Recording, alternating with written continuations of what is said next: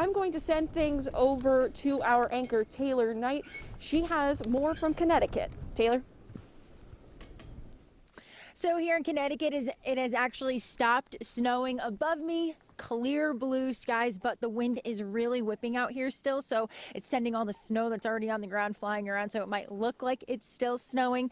Right now I measured behind me, there's about 10 inches on the ground, and some snow drifts that are up against the house are about 18 to 24 inches, so the wind really strong. But some good news, I shoveled a path for myself out here.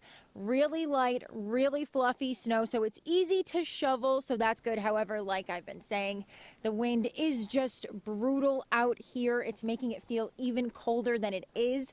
The wind chills and feels like temperatures this morning out here were in the single digits. It's just swirling all the snow on the ground around, and when it hits your face, it's really, really cold and it hurts. So if you are venturing outside today, maybe to go sledding or to shovel, clear off the car, just be sure that you bundle up and cover up as much skin as possible just so you can stay safe. Working for you in Connecticut, Taylor Knight, 22 News.